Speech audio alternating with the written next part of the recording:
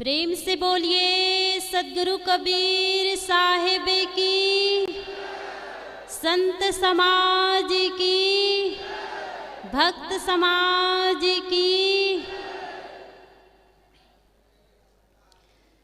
मंगलमय मंगल करना, मंगल रूप कबीर। ध्यान धरत नासत सकल, कर्म जनित भव पीर, कर्म जनित भव पीर। परम श्रद्धेय परम पूज्य गुरुदेव जी, विरत विवेक संपन्न अर्चनीय वंदनीय संत समाज एवं मेरी साध्वी बहनों, दूर दराज से आए हुए सत्संग प्रेमी आत्मीय बंधुओं एवं भक्तिमयी मेरी माता बहनों, आज हम सबका परम सौभाग्य है कि हम सब अपने इस गुरु धाम में श्री कबीर पारक संस्थान प्रयागराज में आकर के संत गुरुजनों का दर्शन और उनके वाणी विचारों का सुंदर लाभ ले रहे हैं। ये हम सबका परम सौभाग्य है। सचमुच में इसीलिए ये बात कही जाती है कि सत्संग वह संजीवनी बूटी है, इसे जो कोई भी पिएगा उसका तन मन स्वस्थ हो जाएगा। और इसमें उम्र की बात नहीं होती है, हर कोई हर उम्र में पी सकता है और तन मन से स्वस्थ हो सकता है। और बात आती है कि इस सत्संग रूपी संजीवनी बूटी को पीने के लिए न बालक, किशोर, युवा, बूढ़ा, अधेड़ अवस्था कोई भी हो, कोई भी अगर इस संजीवनी बूटी को पिएगा तो वह हर उम्र में कारगर सिद्ध होता है। मैं अभी खास युवा वर्ग पर विचार करना चाहूँगी कि आज हमारी युवा पीढ़ी जो है इस सत्संग रूपी संजीवनी बूटी को पीना नहीं चाहते हैं। वो खाना पीना, खाने पीने और मौज उड़ाने की ज़िंदगी जीना पसंद करते हैं, क्योंकि आज युवा शक्ति ही, युवा समाज ही हमारे देश, समाज और राष्ट्र के नींव होते हैं। जिस प्रकार से हम सब जानते हैं कि भवन को टिकने के लिए मजबूत नींव की आवश्यकता होती है, इसी प्रकार से राष्ट्र को शक्तिशाली बनाने के लिए, देश और समाज को शक्तिशाली बनाने के लिए युवा शक्ति रूपी नींव की आवश्यकता होती है, क्योंकि युवा हमारे देश के आधार होते हैं। भारत युवाओं का देश है और युवाओं का भारत में अहम भूमिका होती है। इतिहास गवाह है कि भारत की आज़ादी में युवाओं का ही हाथ था, उन्हीं की अहम भूमिका थी। चंद्रशेखर आज़ाद, भगत सिंह, लोकमान्य तिलक और भी वीरांगनाएं हुई है, झांसी की रानी, रानी अहिल्यावती, रानी दुर्गावती, झलकारी बाई, कितने ऐसे वीर और वीरांगनाओं ने हमारे देश को आज़ाद किया। तो आज युवा शक्ति ही हमारे देश की महाशक्ति है। लेकिन हम देखते हैं और भी बात कही जाती है कि हमारे देश में युवा जो है 25 करोड़ जनसंख्या में है और हर साल 12 अगस्त को अंतर्राष्ट्रीय युवा दिवस भी मनाया जाता है। कहते हैं कि यह युवा दिवस 12 अगस्त 2000 से ही ये अंतर्राष्ट्रीय युवा दिवस मनाया जाता है। तो सचमुच में वही बात फिर से दोहराऊं कि हमारा देश युवाओं का देश है। लेकिन आज बड़े दुख। एक मिनट, ये छोटा बच्चा यहाँ पर रो रहा है, ये जिनका भी बच्चा हो इसको यहाँ से लेके चले जाइए।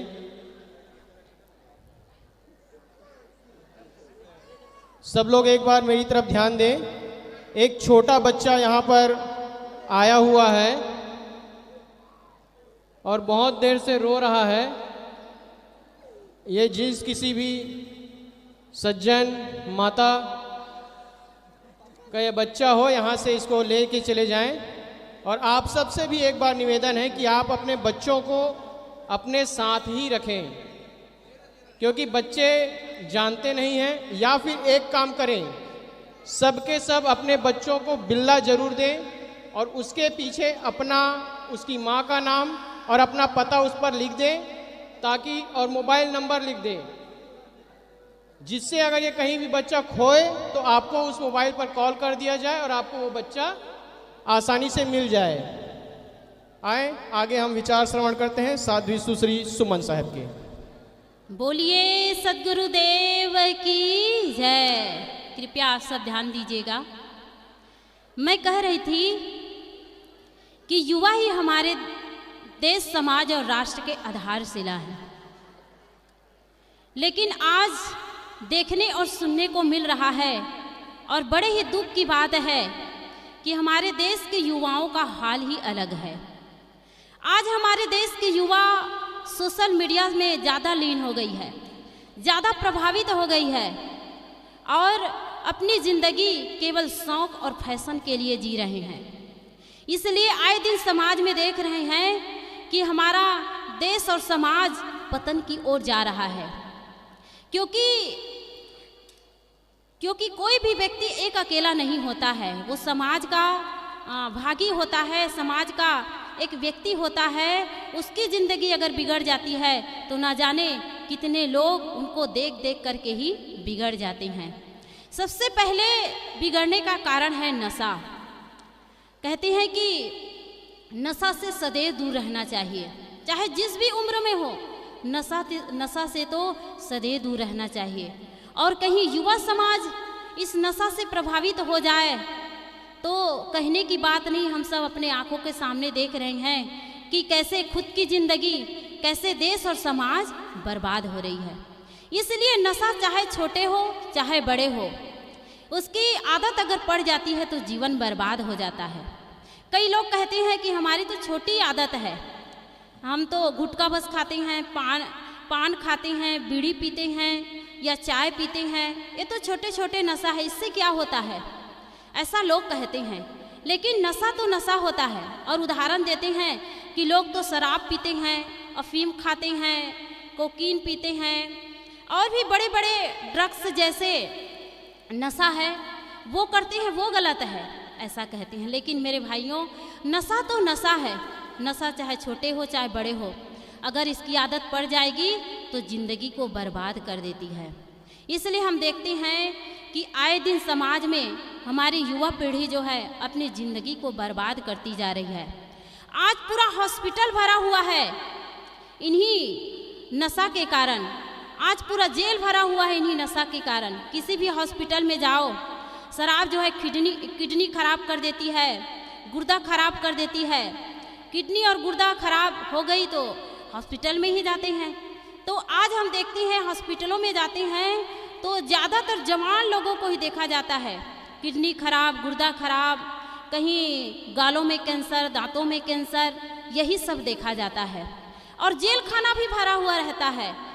एक बार मैं छत्तीसगढ़ में केंद्रीय जेल है, वहाँ मैं गई थी कि चलो देखते हैं क्या है करके। तो वहाँ हम लोग गए, 5-6 लोग गए, तो वहाँ पूरा पता वता लिखवाए वहाँ के जो जेलर साहब थे। फिर अंदर घुसे हम लोग। फिर उसके बाद जेलर साहब खुद अपने साथ में पूरा जेल खाना घुमाए। तो वहाँ लगभग 214 कैदी थे और एकदम जवान भाई लोग थे। ऐसा लगता था मानो हॉस्टल में पढ़ने के लिए आए हों। सुबह सुबह का समय था, नहाने के लिए लाइन लगी हुई थी, एकदम जवान लोग थे। मैं जेलर साहब से पूछी कि सर जी ये लोग क्या अपराध किए होंगे?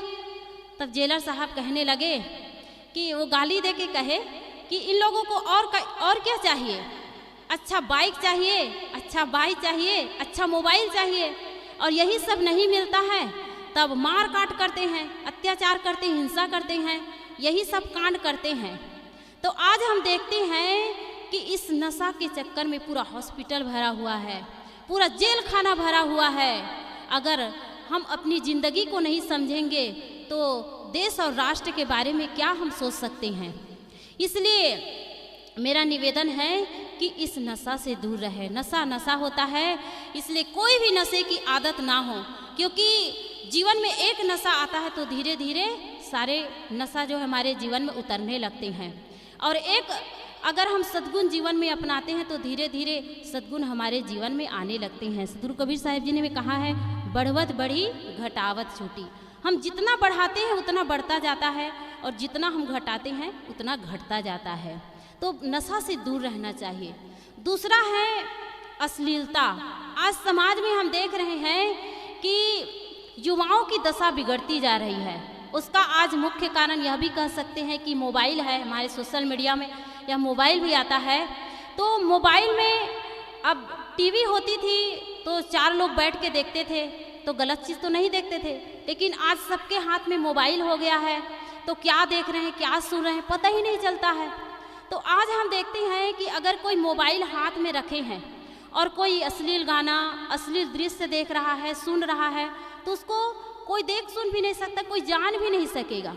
और अगर उसी तरह से बराबर वो देखता सुनता रहेगा तो निश्चित है उसका दिलो दिमाग जो है बर्बाद होगा ही। और आज इसी का दुष्परिणाम हो रहा है कि आज हमारी महिलाएं हैं, युवतियां हैं, जो बच्ची ठीक से इस धरती पर पैर भी नहीं रख पाई हैं। 2 साल 3 साल 4 साल की बच्चियों के साथ कितना शोषण हो रहा है, रेप हो रहा है। तो ये सब कारण क्या है? यही अश्लीलता है। देखना सुनना, गलत देखना गलत सुनना, यही सब कारण है। इसलिए इस मोबाइल तो मोबाइल है, कोई भी चीज़ ना अच्छी होती है ना बुरी होती है। मोबाइल कितनी काम की चीज़ है। आप बैंक का काम कर सकते हैं, टिकट बना सकते हैं, और भी ज़रूरी काम इसमें हम करते हैं। या कोई भी संतों के कई लोग यहाँ भक्त लोग कहते हैं कि हम मोबाइल में प्रवचन सुनते हैं, भजन सुनते हैं, ऐसी बात कहते हैं। तो कितने काम की चीज़ है ये मोबाइल, जो है बहुत बड़ी काम की चीज़ है।